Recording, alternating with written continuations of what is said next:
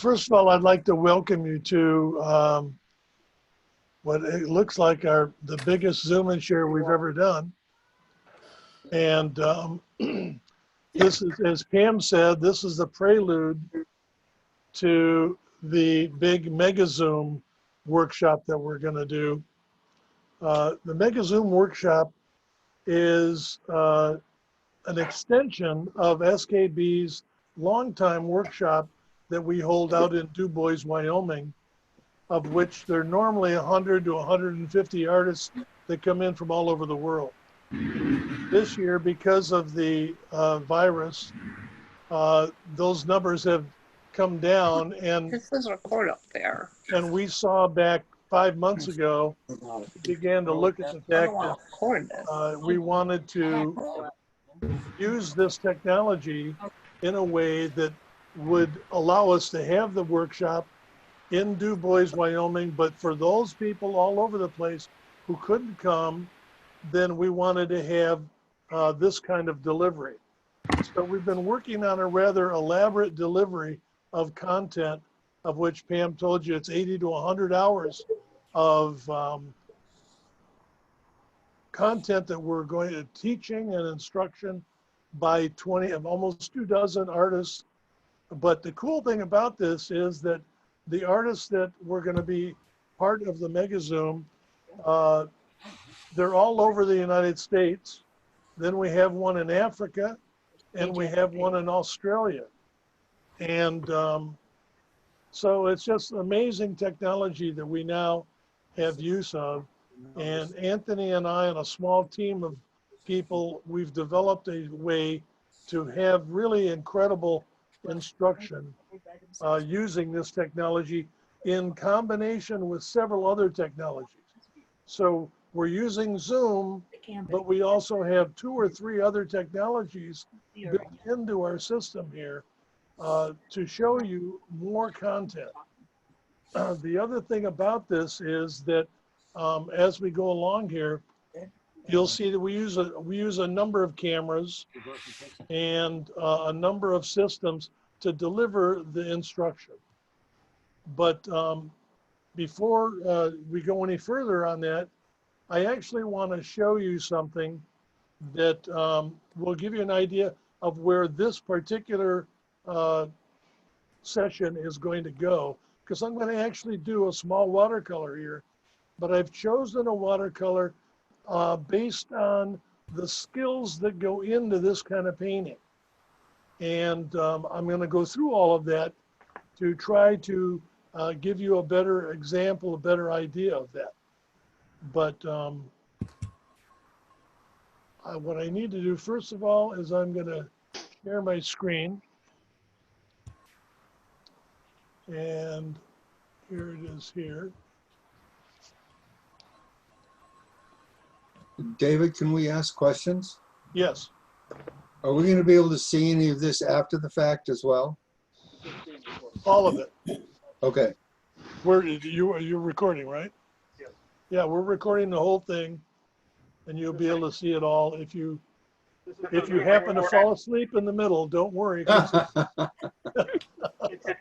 being recorded, and I also put the URL for the website where it'll be posted probably next week sometime. Yeah. So yes, it's all going to be available to you. That's one of the cool things about. This is Himalaya? Wow. Pardon? No, this particular image is from my travels in India. Yeah, that's what I thought. Missouri? No, this is up in on the way to where? Uttarakhand. Oh, I see. All right, let's get this going here. Oh, that's beautiful. Look at those young people. Okay, now, what are they seeing? Okay. Deanna and I have been traveling to India. My first trip to India was in 1970. And then we used to spend 3 to 4 months a year there for a long time. And a lot of it was in Kashmir. And this is in the border of Tibet in Kashmir. And while I'm in India, one of the first things that happened to me when I was traveling for the first time into the Himalayas was I became impressed by the spatial light that is so prevalent in the Himalayas. And we've traveled so extensively. This was in 2007. Deanna and I and a small team made our way up all of the major tributaries of the Ganges up to the headwaters of the Ganges and to all of the locations at the glacier where the Ganges starts.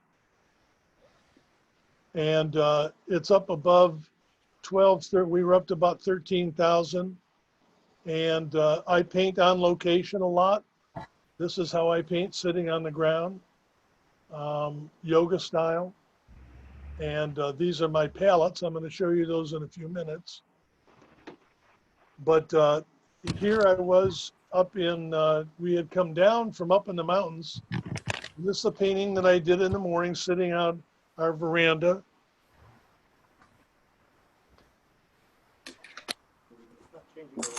Is it not playing?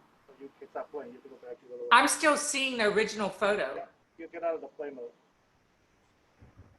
Hold on.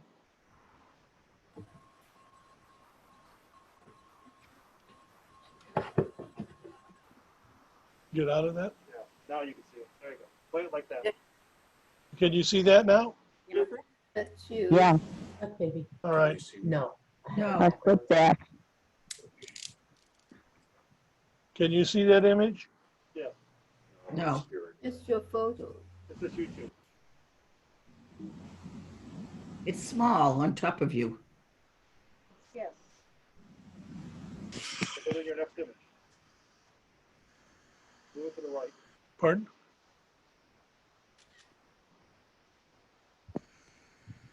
We're still looking at the photo of you and Deanna. Yeah. Go ahead. Did you see it just change? Yes. Yes. David Rankin Watercolors, Ganges, Yeah. Himalayas. Yeah.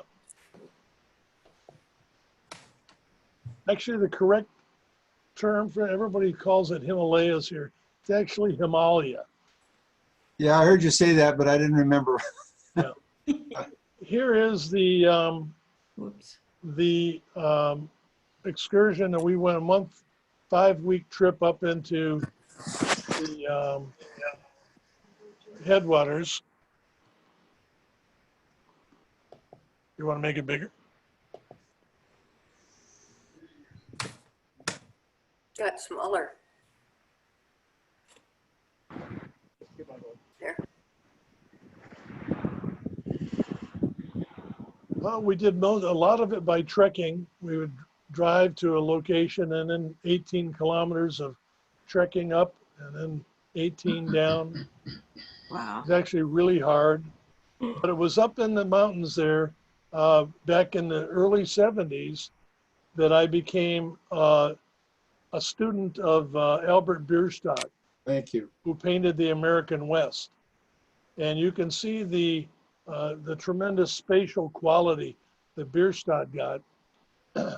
And I became addicted to the light in the Himalayas, which is oftentimes very dramatic. And that's what I'm going to show today. This is actually the glacier. I painted the glacier of where the Ganges starts. And it actually comes right out of that hole in the glacier. That's where the Ganges River emerges. It's called the cow's mouth, and it's because of that, because it's the shape of a cow's mouth.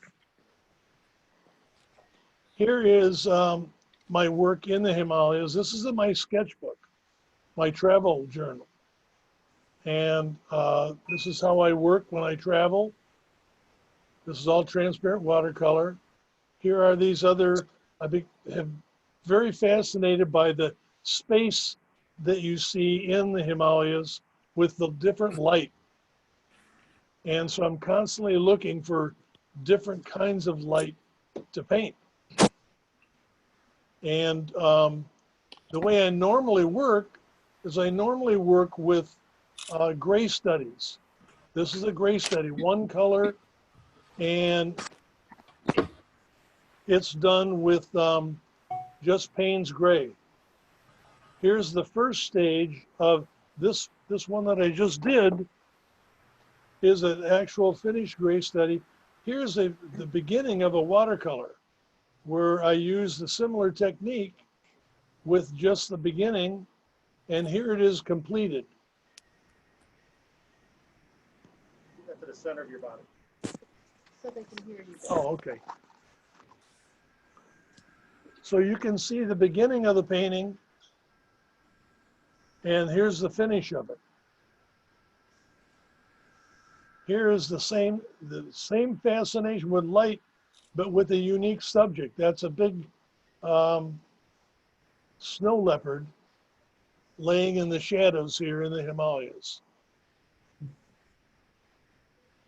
But my constant effort when I'm painting is to try to paint something that has a feeling of space, because that's what happens to me when I'm out painting, is I'm affected by the feeling of space. And so I'm always constantly trying to capture that in my watercolors. I want you to feel something of when I've been someplace. This is way up in Yellowstone at about 12,000 feet in spring when the water is melting on the river, the ice is melting. And I thought I'd show you, this is where we paint in Wyoming, where we do this workshop called the SKB Workshop and Rendezvous in DuBois, Wyoming. This is a favorite place that we go up. This is about 11.5 up here. It's up at what's called Brooks Lake. But here is the artistic point that I'm trying to make, is when you're out in nature, what you're looking for are the relationships that light creates for artists with just the simple passage of the sun. Here's, you can see I'm still in my car. I pulled up here and stopped, and in the few seconds that it took to take this photograph, it changed to this. Wow. You can see, look at the background, look at the mountains there in the middle, the trees. See how everything kind of goes into a muted middle value. And all of a sudden we have space in between these trees in the foreground, and then that dark middle ground, and then that escarpment is up behind it. And here's the painting that I'm going to work on. And I took out all of the darkest values in this painting. You know, but you gotta figure out this one. My point is, in looking at this way, in this painting, that I want to point out to you in a very practical manner how the power of your paintings lies in the middle values, not in the darkest value. Now watch. There's the middle values.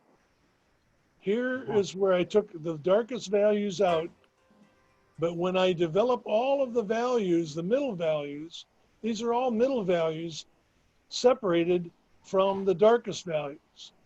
And you can see the emotional impact of the painting is not here, it's here. And so consequently, that's what I encourage you to pay attention to, is the middle values of whatever your subject is. And this is what I'm doing now. This is all going to be in our use of this technology. But here's my, this is what I'm going to be working from here. This is my reference. Now we can come out of screen share.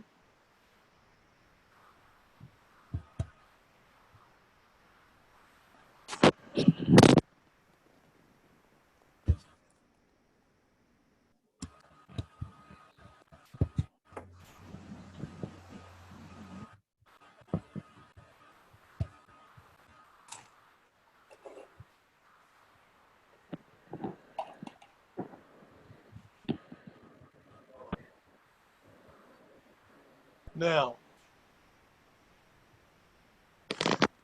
I can see you guys over on the side here. This is, this subject that I'm showing here, but you'll notice that I've changed the subject from what's in the reference.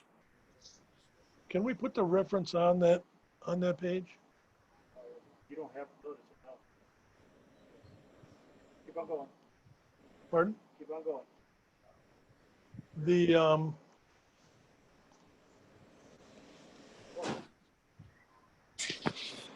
The subject here is going to be how to develop this complicated subject, how to create this complicated image at the same time that we're adding the emotion to it.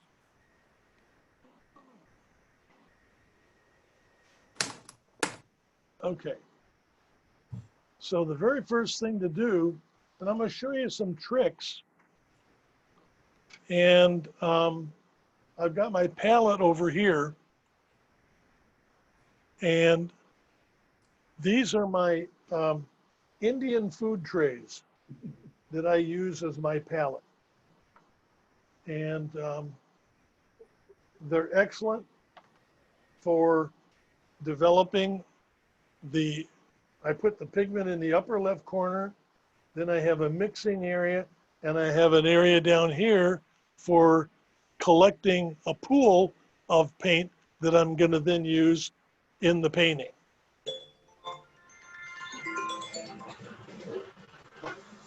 So now I want them to be able to see this, the reference. How can we do that? That's the reference?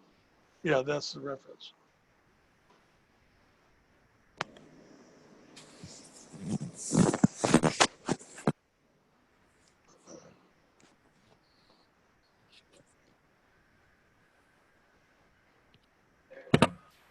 Keep on going out there.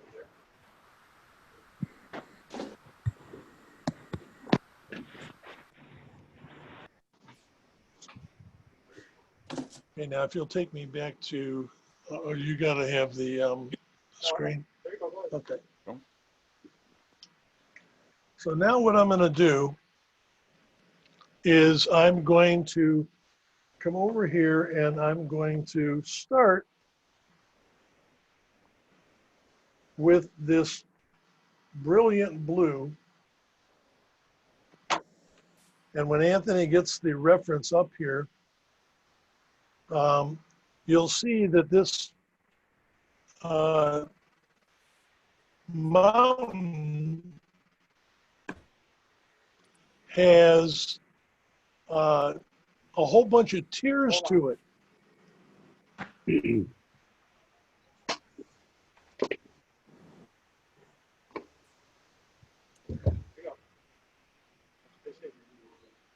Okay. What did you say, David? Now, when you look at this, you are looking at actually a whole bunch of tiers in the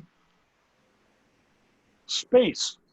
We have mountains going way back in the distance. And so the question comes up, how would you paint this? How do you get this visual effect? Do you start with the mountains in the foreground? Do you start with the mountains in the background? How do you do this? I'm going to show you the simple way to do it. Okay?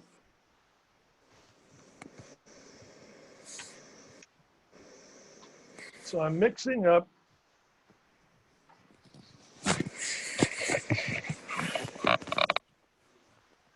and I've got a test paper here.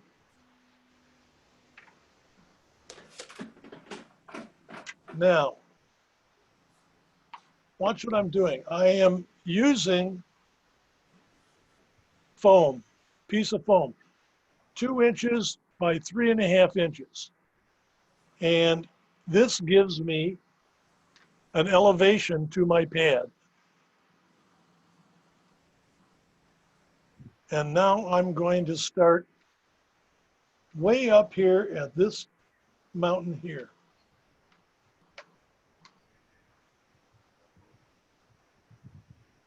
And I'm going to bring it down. But watch this. I'm going to come right across.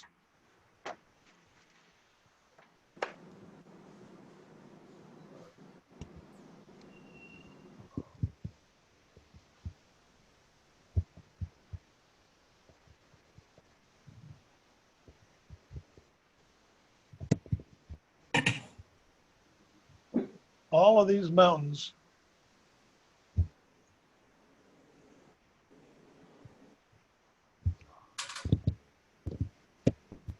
And I'm going to come back here. Now here's the trick. Can you see this here?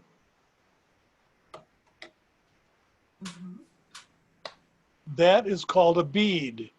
In watercolor, that is a bead. And when I work the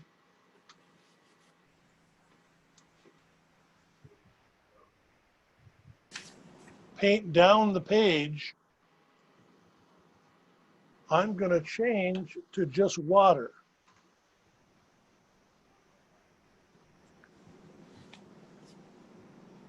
And I'm going to come up underneath that bead and just touch it lightly.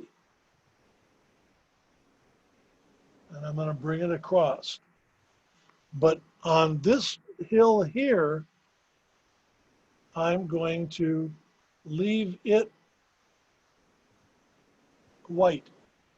And I'm going to come down here, bring it down here. So I got a transition in it. And I have a large bead right here in the middle. See that? I don't want that there. So I'm drawing out my brush and I'm going to lift most of the paint there and right along here. Can you hear me? Yes. Can you see it? It's doing. Yes. Okay. But now, way back in the distance here, Just a demo getting ready for I'm going to change tomorrow. that edge. And I just change the color.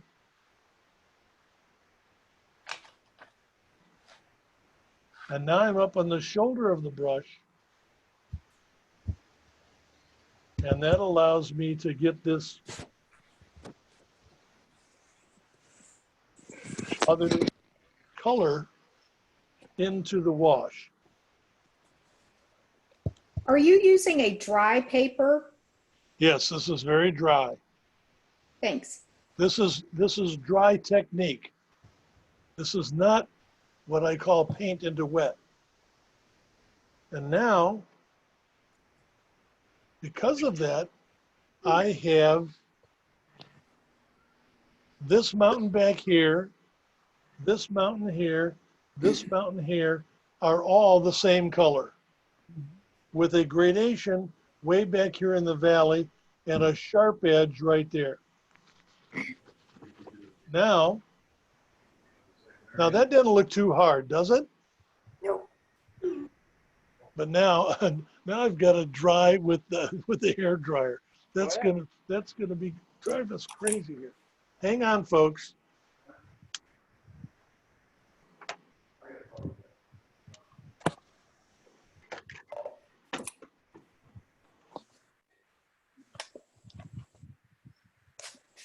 Did you fall or did you lay down?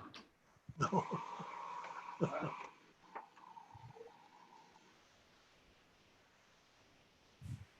Had to plug in my hair dryer.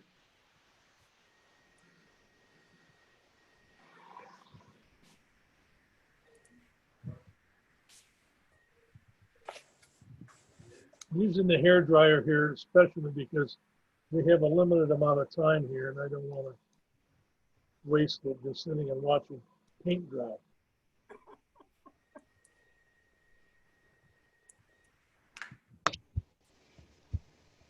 Now these layers back here, what I want is I want a precise layer. So I don't want this to be wet or damp. And you can tell if it's wet or if it feels cool. Now, I'm going to take the same color.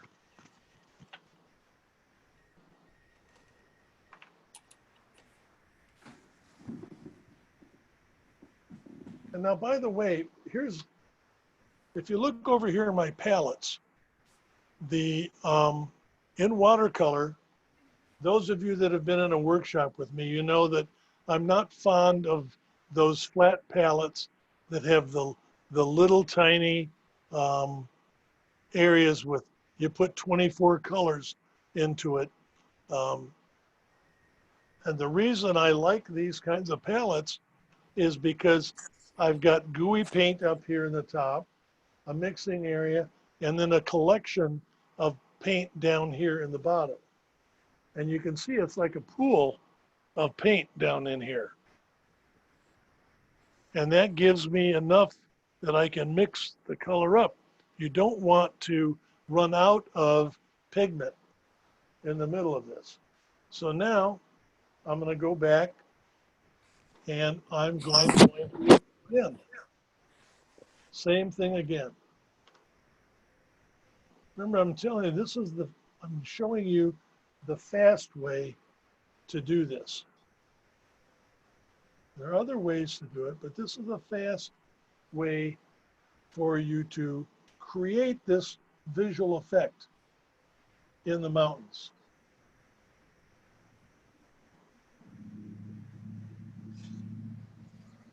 But I have to have this bead coming down. If I don't have the bead, it won't work. But now that I have enough of the bead, I'm coming down underneath it and I'm going to work back up into it and I'm just going to kiss the edge of that with my wet brush. Bring it down. I see you. I don't see the paper.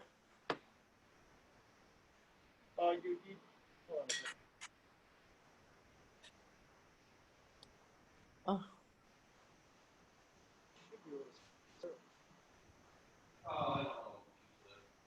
Does everybody else see the painting?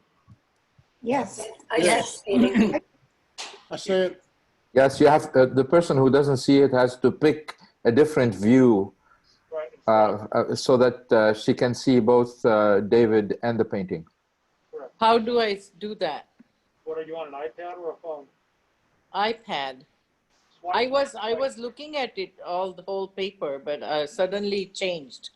Swipe to your left or right, it should change the paint camera. Oh, Find view options, and that should be under there. okay. I have you are viewing David Rankin's screen. Yes.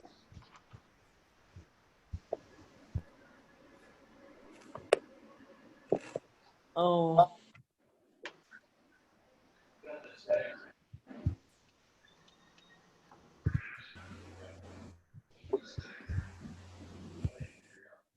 And now I'm coming back into this other mountain.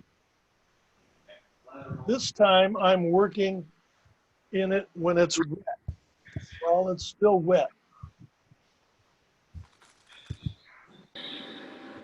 And I'm coming down the mountain with darker brushwork.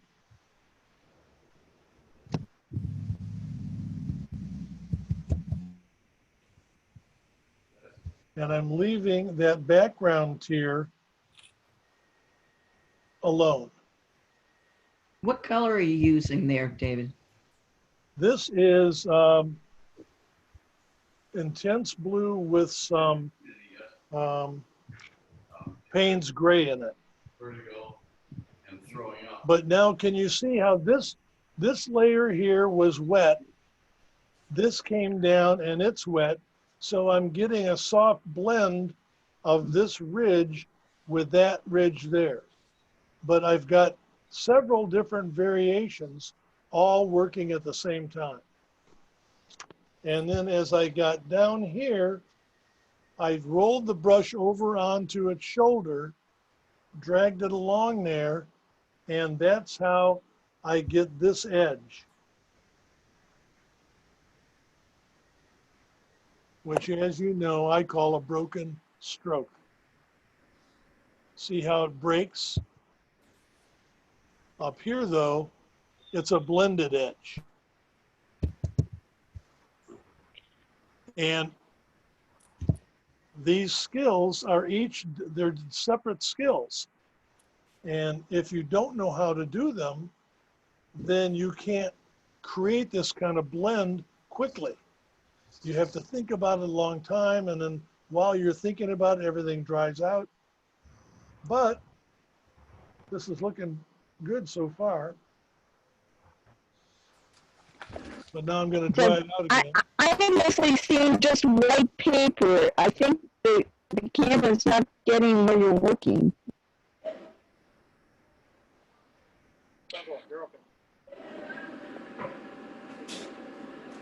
I'm seeing it okay. I'm seeing it fine too. I can see it now. I can see it. I can see it. That's good. I can see it. I see it. Okay, now, Don't know why I don't. can you see the spatial difference between that background mountain and Yes. what I've done here so far? Yes. Yes. Yes. And now this edge down here and this in here is where I'm going to put the light. It's as though this big hill here and this big hill here are cutting off the sunlight, and the sunlight's coming into the valley, catching on here and spilling up this mountain here. That light there is going to help to define the space.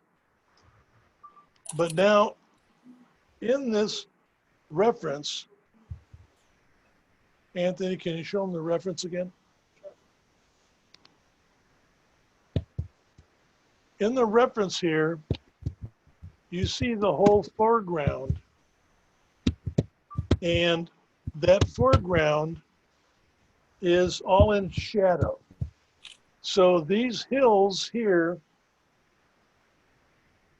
that are in shadow are not all the same color.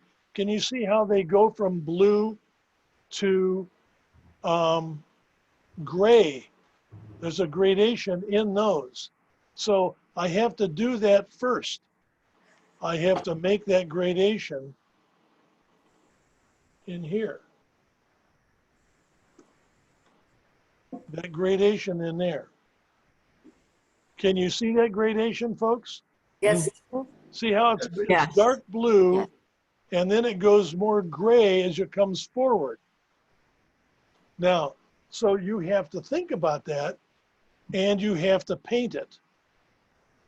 Otherwise, if you don't think about it, I guarantee you, you'll paint right over it, and then you'll go, oh, boo-hoo, Right. got. And if you forget, that's a problem. So I'm going to go in here, and I'm going to mix up this blue. But this time, I'm going to go over here into my permanent rose, and alizarin crimson, and I'm bringing that over on my palette, and I'm going to then try it out before I hit the paper with it. I'm going to run it right there, and I actually want it to have a little bit more punch in the blue, a little darker. And now I'm going to see what happens when I hit that with water. Yeah, it thins out nicely. Okay. So remember what this is. This is the hillside, and it's in deep shadow. So I'm going to come out here, and I'm going to make sure that that's nice and sharp there. And now I'm going to go up the hill, but I'm going to put some broken edge in there. Now I'm going to just have some fun, because now I'm going to come underneath here and kiss that edge with some of this alizarin crimson. While it's wet, I'm going to go in here and add some other colors.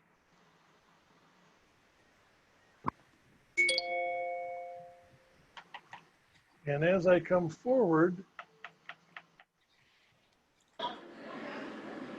I'm going to add water.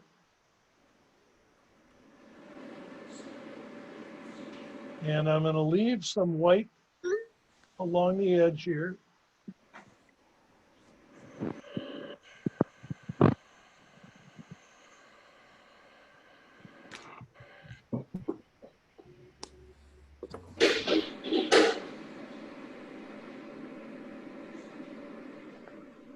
Now look at the blend. See the blend here going from there to there? There's several different colors in here, and it can be almost anything, because by the time I'm done here, you won't really see this very much.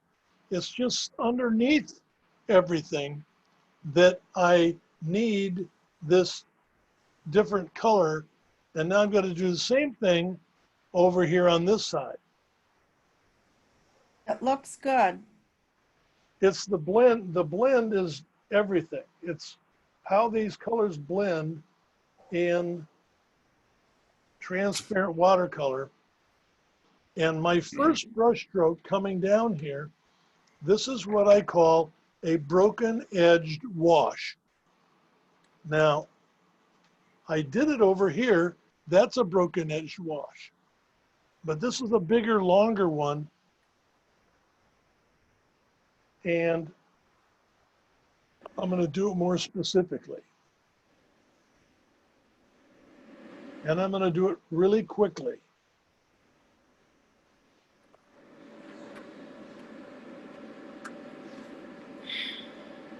And now I'm coming into it with a different color. You see how fast I did that? If you dawdle, it won't look the same.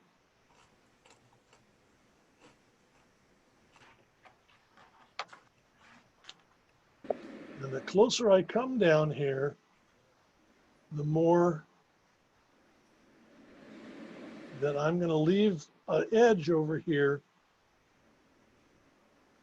But now in here, I've got a river down in there.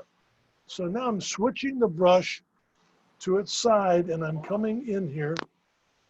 Pardon? Go ahead. Now I'm coming down in here, watch. I'm taking this color and I'm coming in.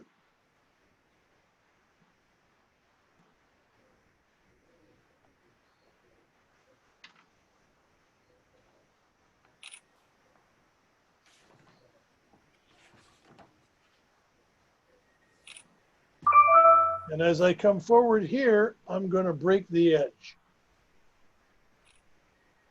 See that broken piece right there? And out here in the middle, this is a big stream. I'm going to put in an island, a sandbar.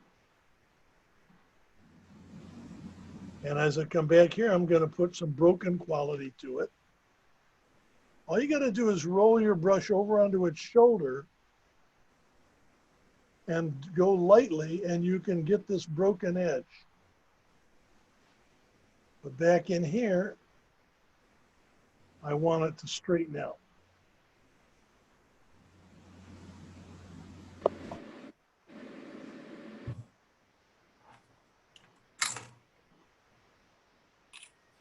And now, I'm liking that really well.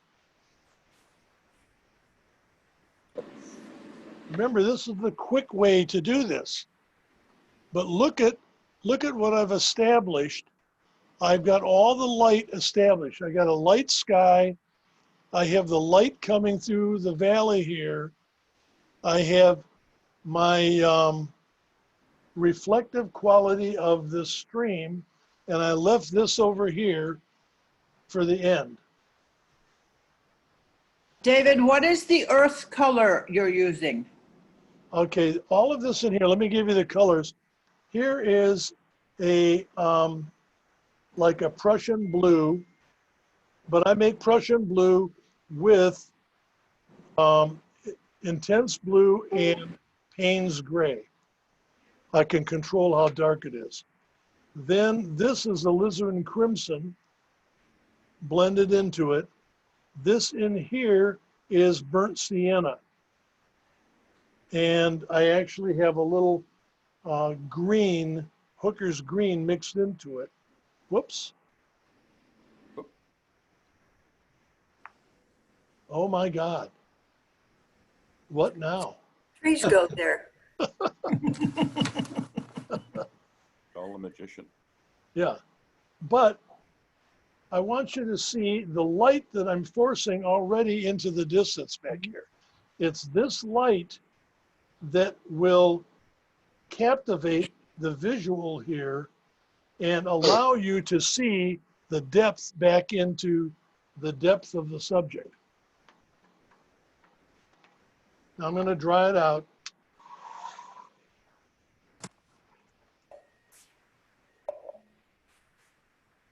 A very quiet hairdryer. You want me to get a louder one? No. You know, I actually experimented a while back, like 10 years ago, trying to come up with a hairdryer I could take in the field, so that when I work outdoors, that I still had a hairdryer. The problem was, it could be done, but the battery that ran it, it had to be a car battery. You know, car batteries are not, they're not light. Okay. Now, let's see the reference again. Can we drag the reference onto that working surface like you did the palette?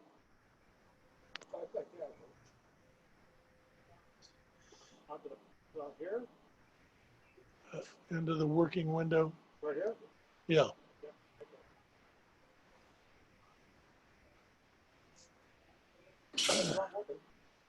Okay. Now, even though I've been talking and demonstrating here, you can see how much of this painting is already done. And this is on a, where's my, this is on a pad. The image is about 10 by 14.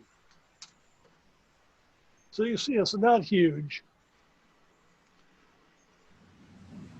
And now I want you to notice that this is all still middle values. And it's the middle values that are already driving the light in the subject.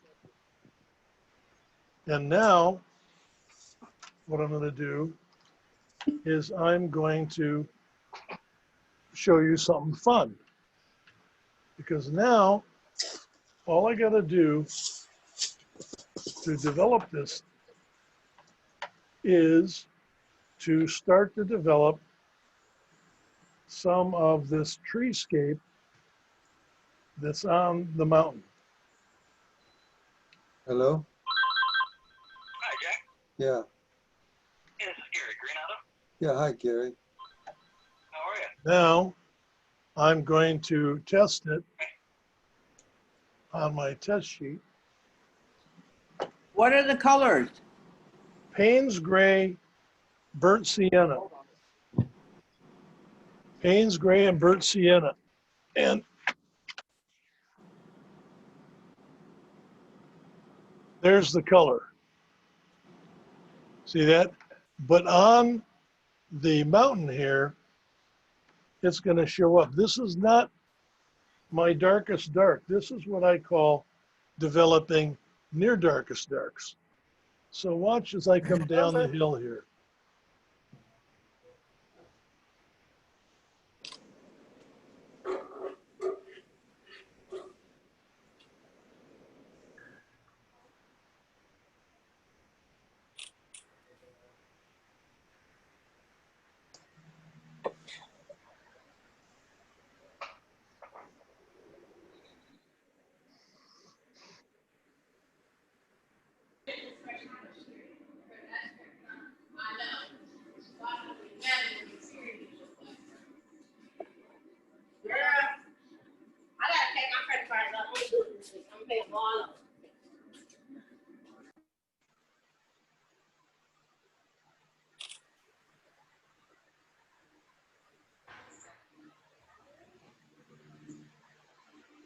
Can you see the development of these trees on the hillside? Now watch. This is so cool. While it's wet,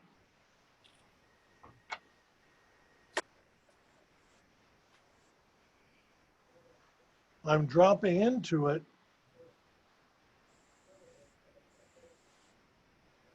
some darker tree shapes.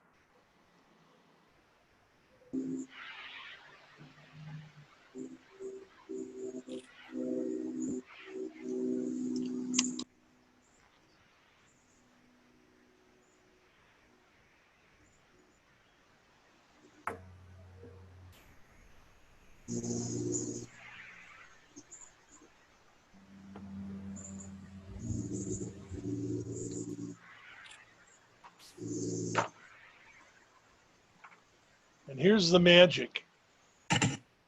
See this here? Credit card, while it's wet,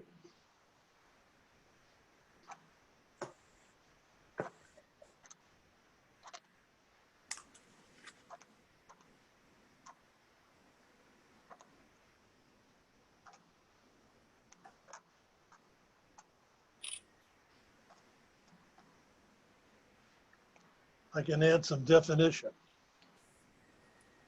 Now it begins to look like a hillside. On the other side, I'm going to take the hills up the other side, but I'm going to use a broken stroke.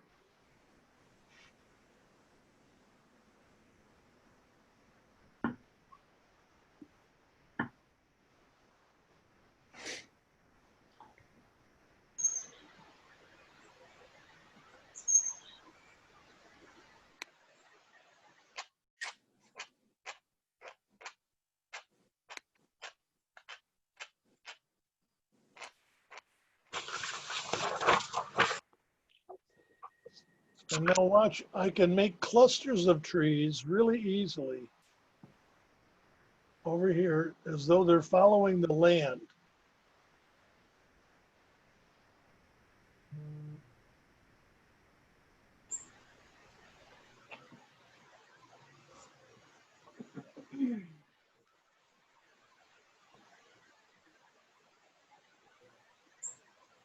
And again, while they're wet, I have to come in and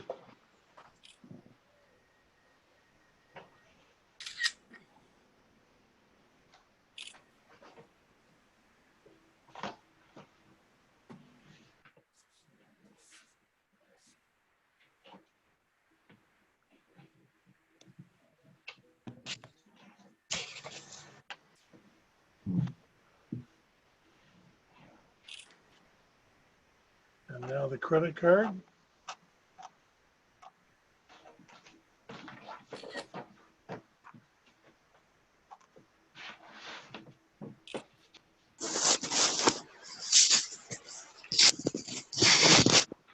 How are we doing time-wise?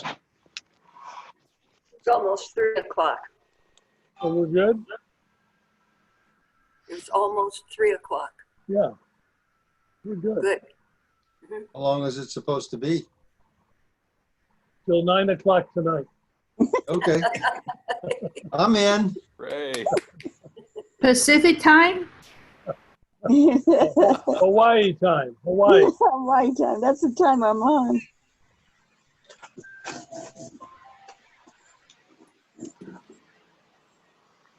Okay, I'm afraid my thing is scratching, but.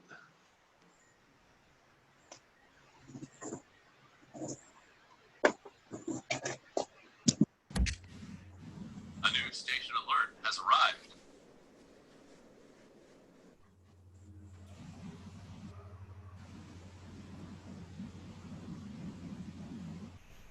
I was trying to button that so that it would stay here on the front and not fall to the side. So, because I think it's scratching when I'm talking. All right. Okay.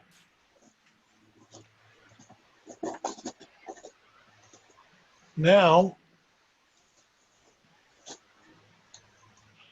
here we have a whole group of trees out on the hillside. And I'm going to put some brighter color into here. And this is going to be more colorful. But you notice that I left all of this in here, and I haven't done anything with these darkest trees here because I don't want anything competing with it yet. And I haven't done anything back here. I'm going to keep this till the end to see if I want to put anything back there. So now I'm going to come up here onto this hillside. And this hillside here is where the light is catching. And that's where I want the eye to go. And to do that, you'll also notice that it's darker green at one end and it lightens up as it comes forward. That's not accidental. I'm doing that on purpose because it will force the eye into down the hill and out here in this space on the river. So watch how it's done. This is done again with a blend. So I'm going to start up here. I'm working on the shoulder of the brush.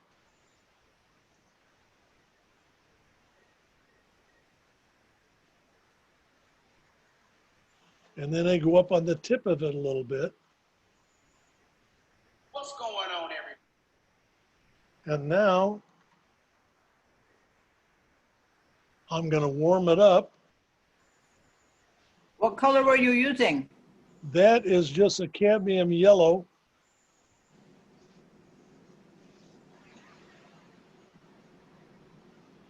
I'm going to come up here onto this precipice. And now I'm going to use, watch this, look at this big brush. And I'm going to make little trees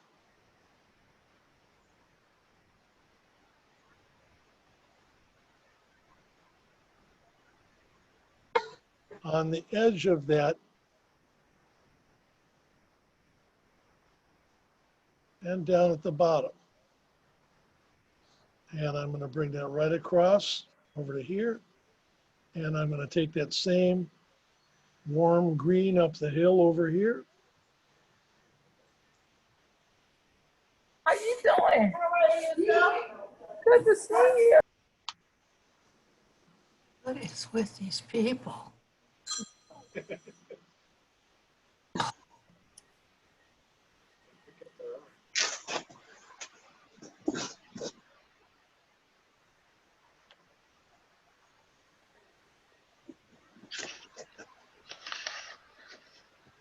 Now, can you see it looks like there's a big cliff face right here that's catching all this light coming in. Yes. Yeah. But now I've got white going all the way up the hill over here. And can you see how that patch of white catches your eye and draws you up the hill? When you're painting, you want to be careful of where these whites end up, because they will draw your eye and away from the focal point. Here's the focal point. And so now what I'm going to do is I'm going to switch colors. I'm going to go over here on my palette, and I'm going to get rid of that white.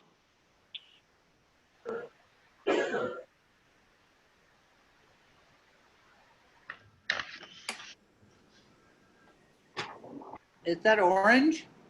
It's actually a kind of an orange, yeah.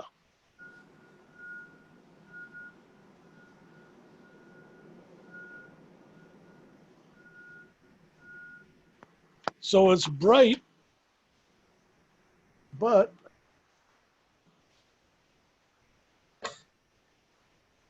it adds some uniqueness to the palette.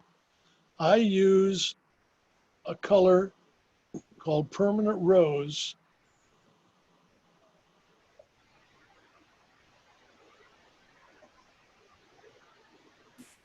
Is that orange, permanent rose? No, this is Permanent Rose here, and I'll show it to you here.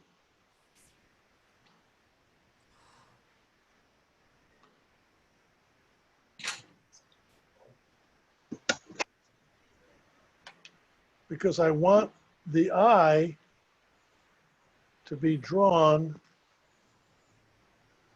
out here, and so I'm putting some of these stronger colors in.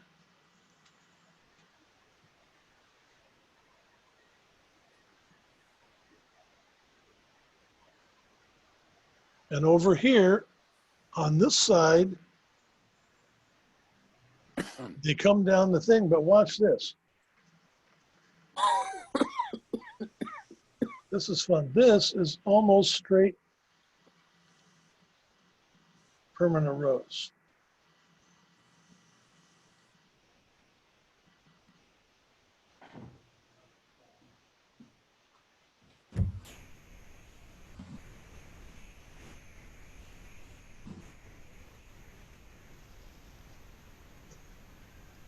And I'm just using it to force this side over here into like less light.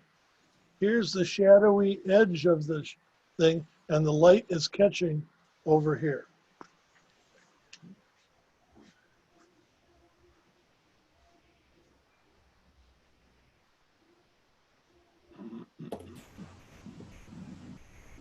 And you see how this has become important?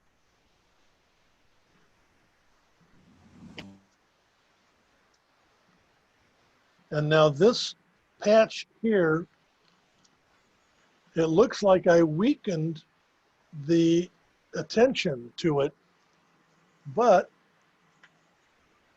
all I did was brighten it up a little bit, but now I'm going to go up as though there is a hill behind it.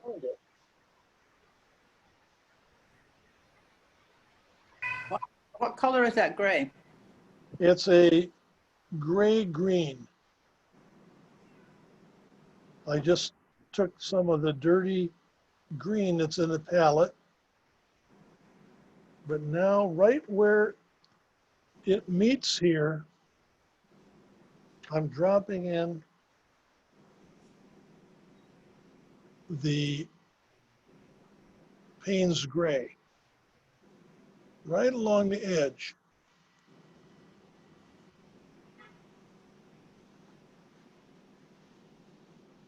And you see now that sharpened that up.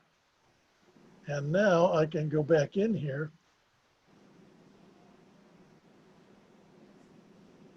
and put a few distinctive trees on this hillside.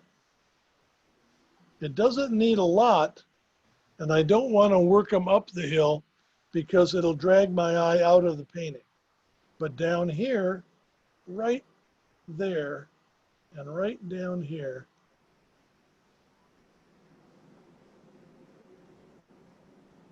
I'll add some of those. And I'm going to drop in some of this Payne's Gray right on the edge.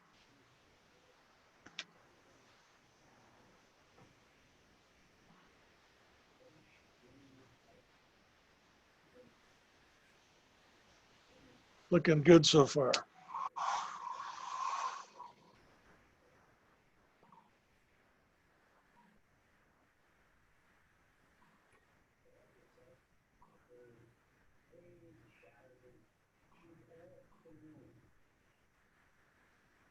Now remember what I told you in the beginning. This is about having spatial distance, where when you look at the painting, you want to feel something.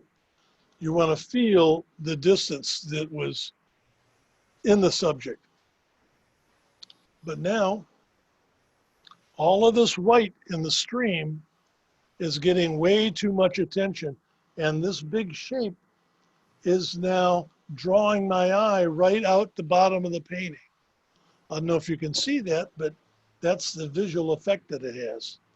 So now I'm going to put in a stream in here, and then I'm going to add a sandy embankment all the way around it. And I'm going to switch to my little 1/2-inch brush. Up till now, everything has been done with this 1-inch brush. And it's because I love this edge that this 1-inch brush has. This is a Stephen Quiller brush, number 7010. It's one of the best 1-inch wash brushes that you can buy. But now I have to go in here, and I'm going to show you a quick way to create reflections in water, because I'm going to make this a wet stream here down in here. And I'm going to do it in a way that I call stupid simple. This is really simple. And lots of times people labor over stuff like this. But now watch, I'm just going to take clear water. I'm going to come down through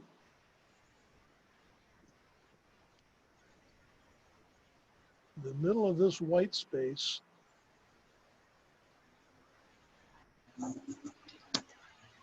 And I'm going to show you quickly how it shimmers. See? Now, watch. You got to work quickly, though.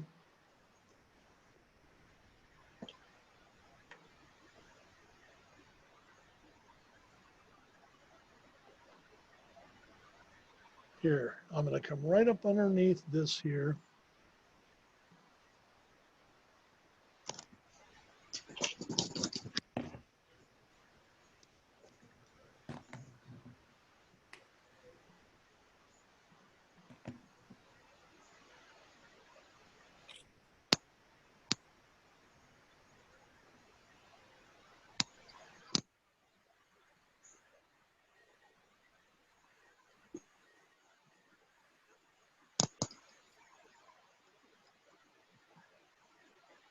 But now I have reflections where there are no trees. So I got to fix that.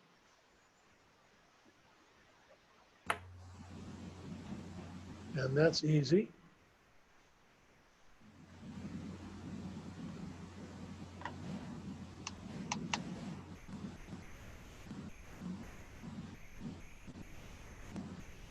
I'll just add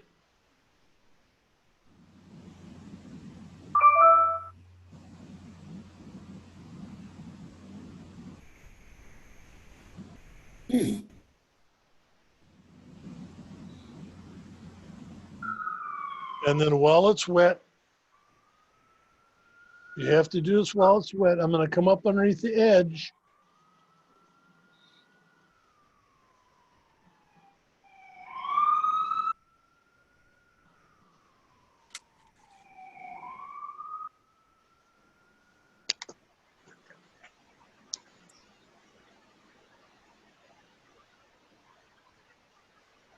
And now I'm going to go over to the other side of the stream.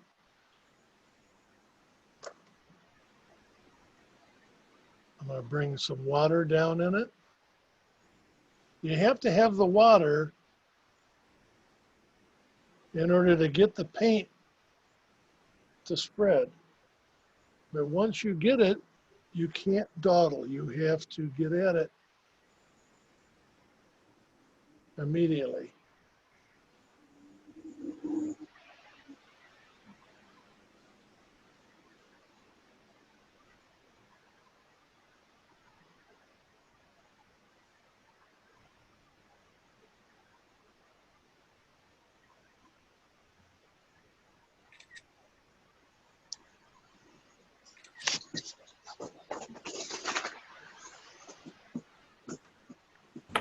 And then while it's wet, you come right up under the edge. No trees there, so I'm going to put. Remember which one of paper you use. This is Arches 140-pound rough.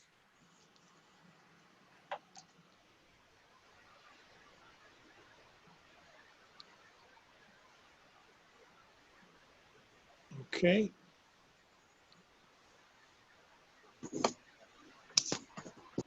Now I'm feeling that I need something back here.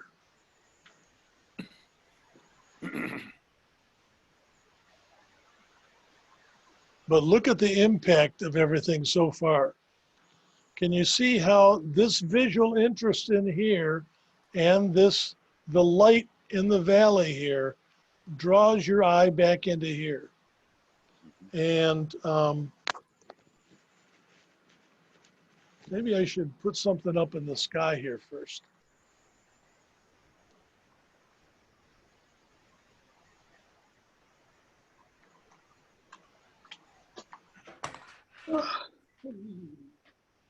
Watch what I'm going to do. I'm going to put what I call a glisten into the sky. I've laid the paper down flat.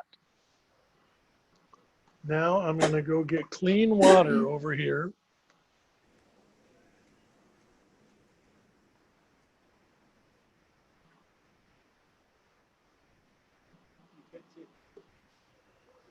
And I'm laying a thin layer of water in over the sky. And here's the sky with just the water. See how it glistens? That's why I call that a glisten.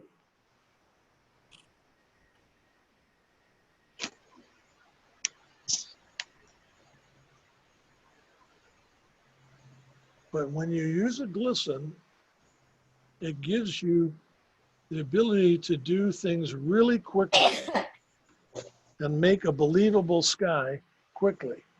So now I'm going to go in here, and I'm not going to make a sky that has a lot of features in it because I don't want it to get a lot of attention. So I'm going to bring big, simple cloud shapes up.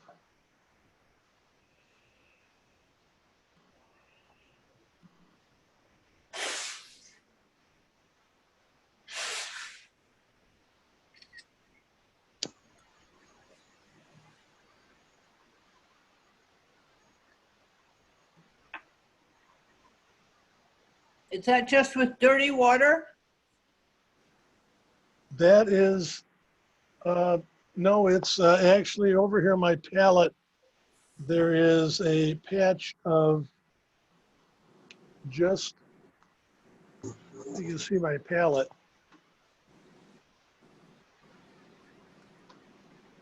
It's this color right in here, which is just where I was mixing, and I just took some water and added it to it.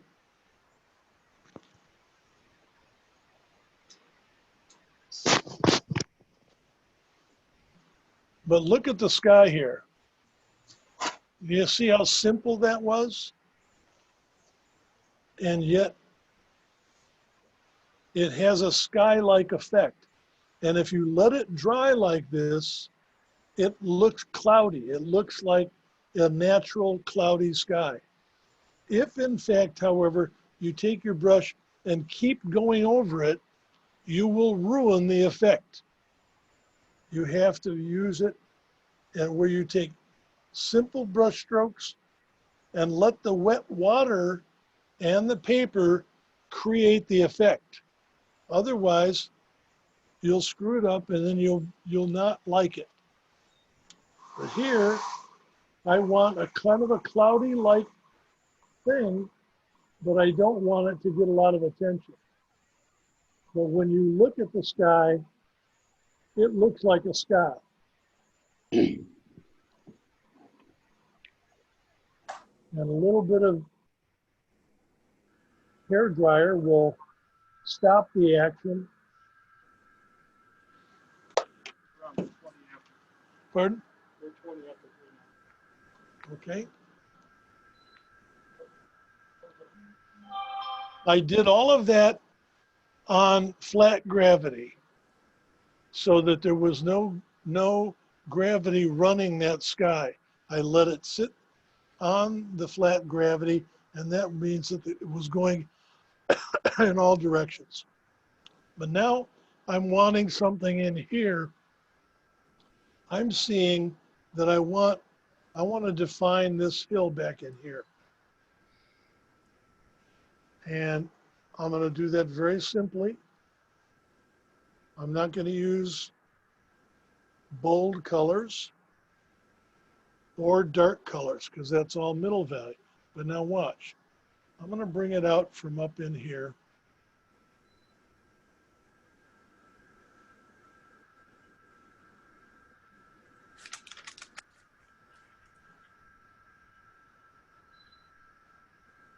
And broken strokes.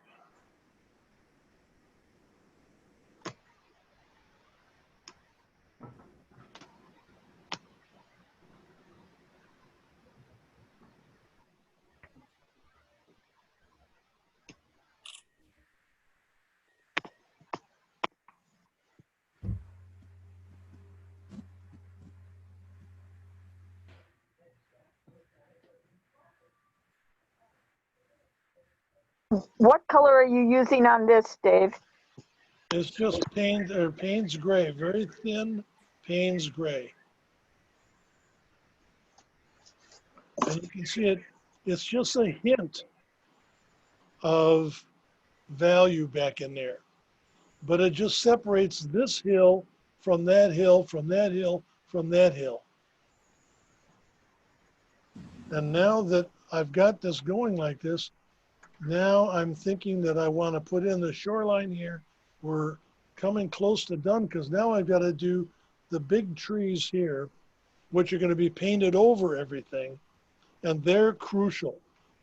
These trees could ruin the painting. So I want to do them very precisely and with the right value. But I got to do the shoreline here first. I'm going to mix up what I call a sand recipe. sand recipe is permanent rose with a little ochre yellow,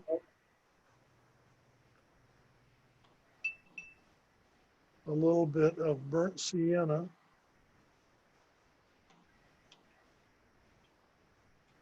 a little Payne's gray, and then water.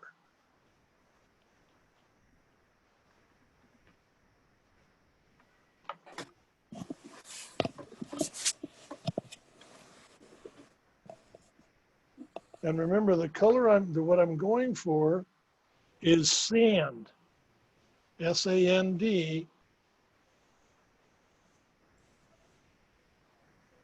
And that's what it looks like. So now I'm going to get that, and I'm going to define the edge of this stream.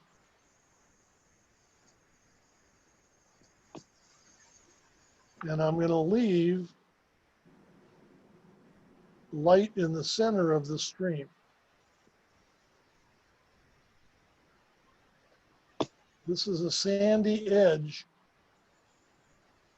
to this. And in the Himalayas, these streams, they have a sandy component that washes down out of the peaks and comes all the way down. And so you have these sandbars that are just magnificent all along the Ganges. Now, I've seen similar sandbars out west in Oregon and out further out in the Cascades.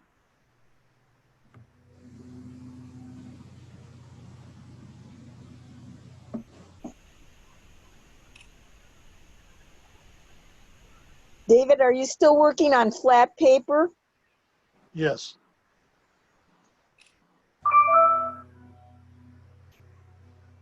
But I want you to notice that I'm not putting a lot of detail in there. All I got to do is create a hint of that stream, and I'm leaving the reflected light on the stream here, which will help bring the eye up in.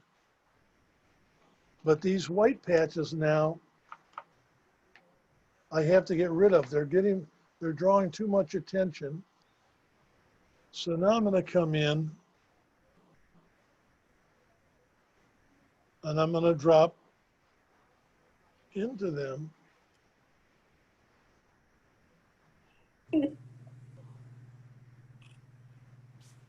some warm sandy color.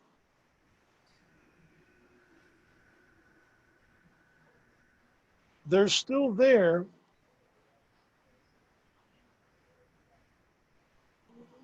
Yeah.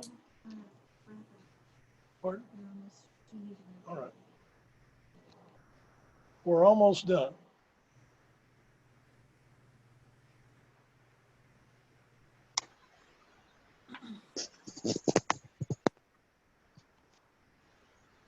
I'm going to come down the cliff face. Yes, Danny here. Is there any questions you want to ask him as he's getting close to the end here?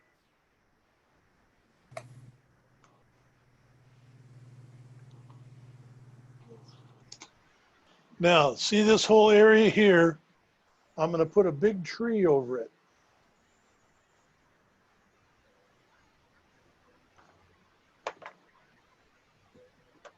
And this tree has the ability to screw up your painting. It's big, it's dark, it's dramatic. And if you don't do it right, you'll cry.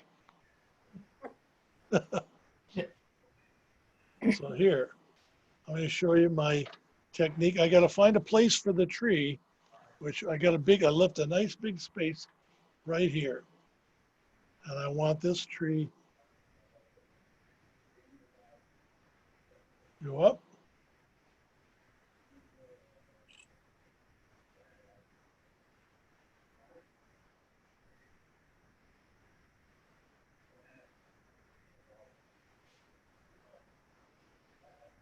Now I'm dragging the brush out from the branches.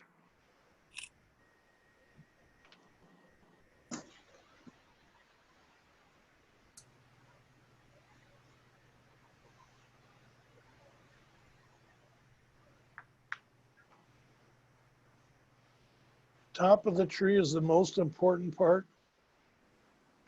If you get the top right, you can screw up the bottom and it'll still look like a tree. Here, I'm bringing it down the trunk.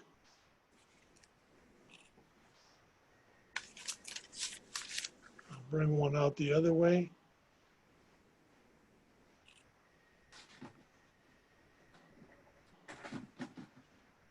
As I come down here to the bottom, I'm going to put it into the hill.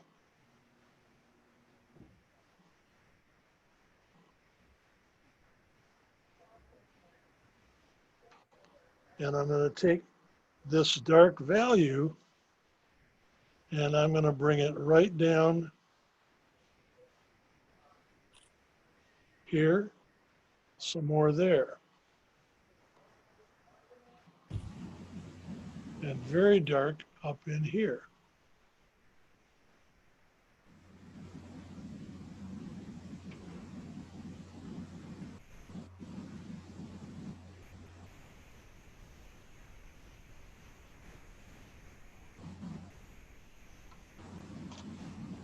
And while this is dry,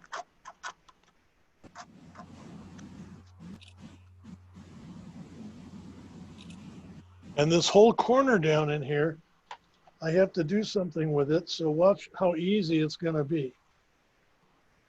It just has to be dark. What are you using for dark? I'm using Payne's Gray, Burnt Sienna, Hooker's Green. Now watch. Big drag strokes.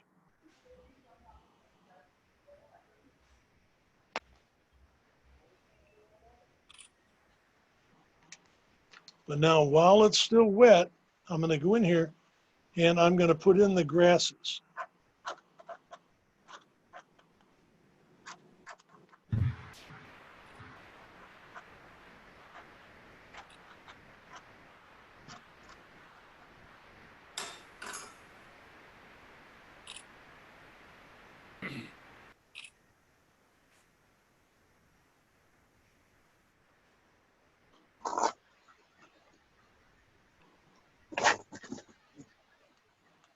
And on the far side over here, I'm going to close off the eye going up into that portion too.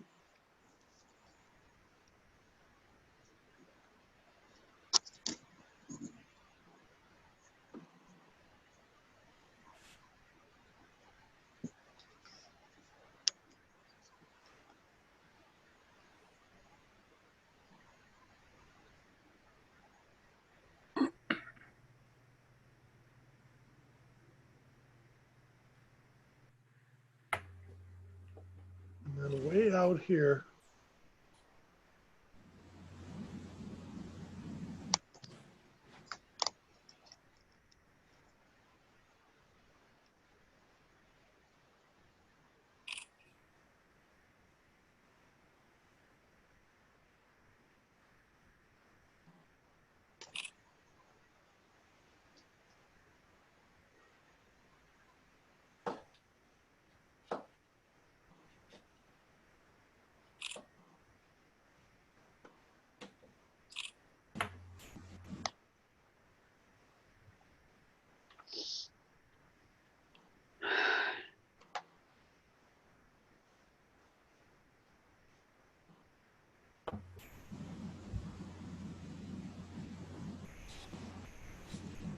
all right, folks, we're about done. Let me dry this down.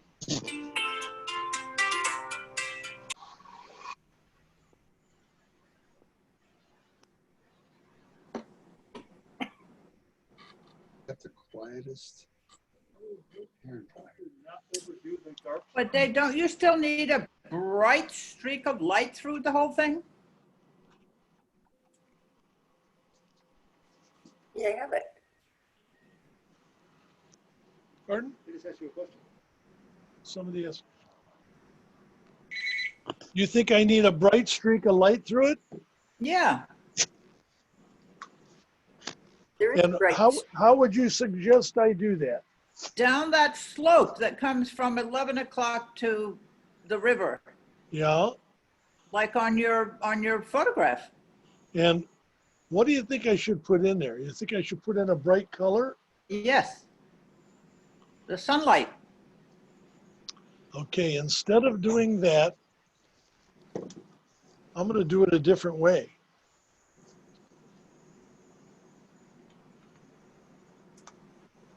Because I agree.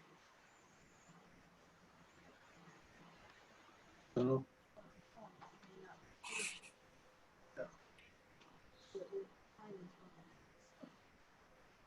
Okay, now.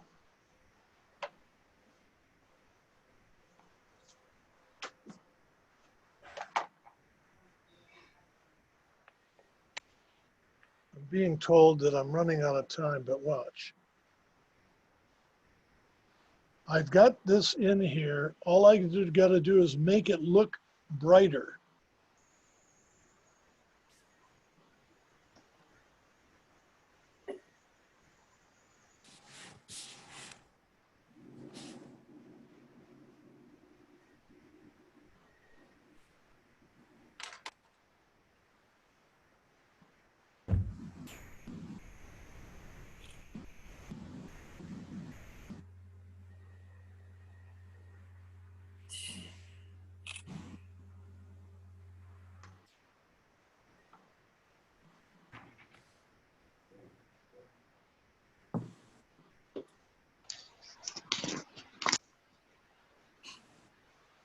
I'm going to do the same thing on the other side.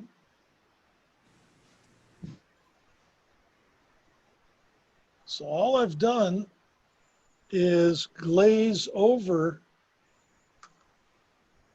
what I've already done and darken its value, which makes that hot spot in the middle hotter and brighter.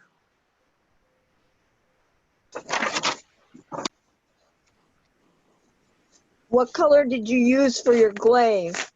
It's a dirty blue. It's that same intense blue, but now it's kind of dirty in the palette. Mhm.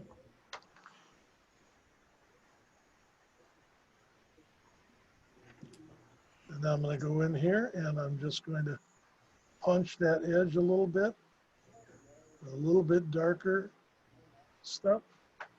Doesn't take much.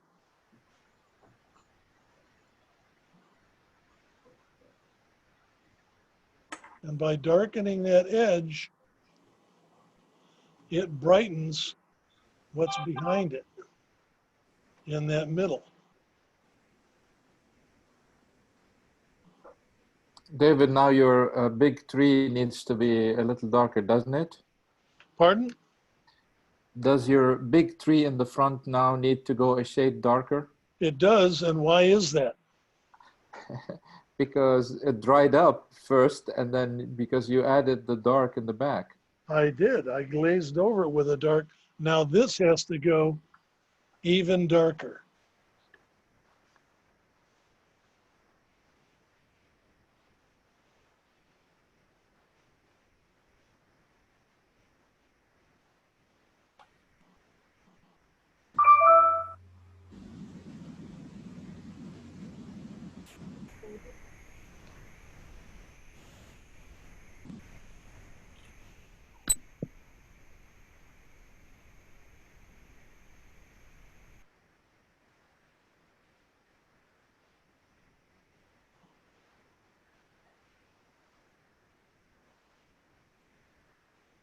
Now you're talking.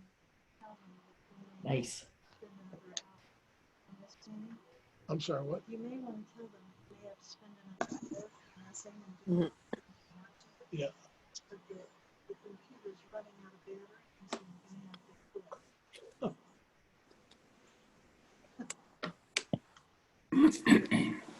All right, guys.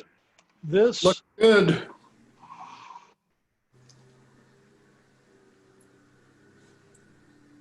David, yes. is that the first time you used a different brush?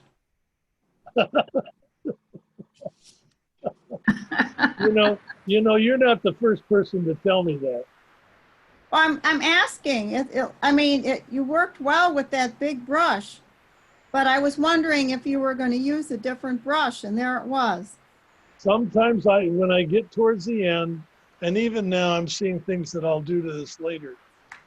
But here, while you're all sitting here, the reason I tape it is because then I can do this. I love taking the tape off because then it looks instantly framed.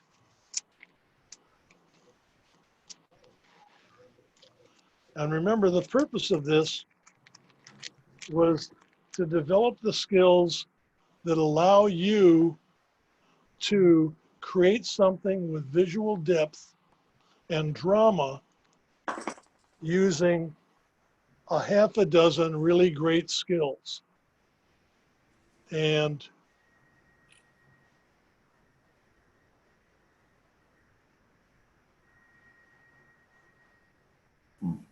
here we are. Beautiful. So guys, I'd like to thank you for sitting through this with me. Thank you for inviting me. Thank you very much. Thank you. Thank you, David. Hold on one Thanks, second. Thank you so much. I'll post this on Facebook, and Anthony will take the recording, and we'll also let you know where the recording is if you want to go through it slower or just certain pieces of it later. You can do that. And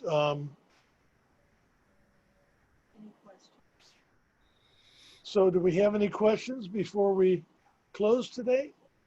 Can you do just a handout shot of your workspace? No.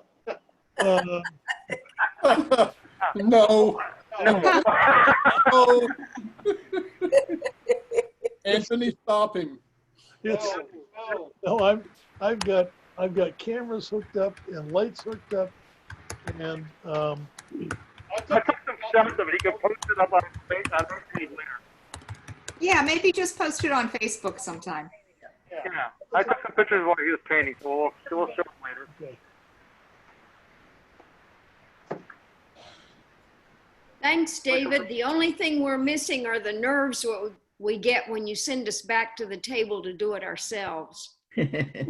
Well, now see, in my actual training sessions, the way it works is quite a bit different than this, because you can see this and stuff, but then I would do it in pieces and sections, and then you would be right there, and I work in very small groups, and then you would try, like when we were first starting the mountains, then I would do it stage by stage, and you would do it right along with me. Then what you do is you hold it up in front of your computer and show me what you just did. And we go through it like that. And I mean, it's tremendous. I didn't realize I was going to like working this way as much as I do, but the fact of the matter is that when you're in a class with 25 other students, that what happens, and I like artists to come right up around me and stand around me so that they can see precisely what I'm painting and the visual effects. Here, you're looking right at it, and then I can move my cameras right down and show you specific things. So, and then you go and you do it, and then you show on your computer screen so that we can all see it. Everybody see, it's just like a critique. So I can see what you just did. And very oftentimes I can then help you do that particular passage of it. For instance, you try to do a broken edged wash. And when you do it, it doesn't get a broken edge. Well, 2 or 3 other students may have the same problem.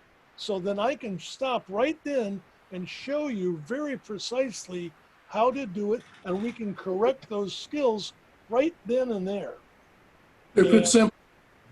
Pardon? Stupid simple. Stupid simple.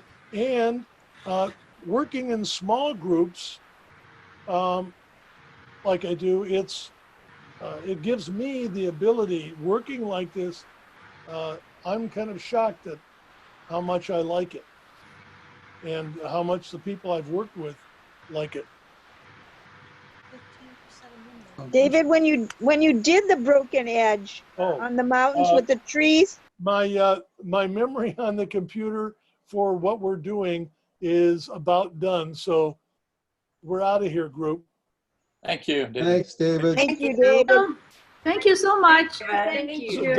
those of you that fell asleep, it's now time to wake up. Thank you, David.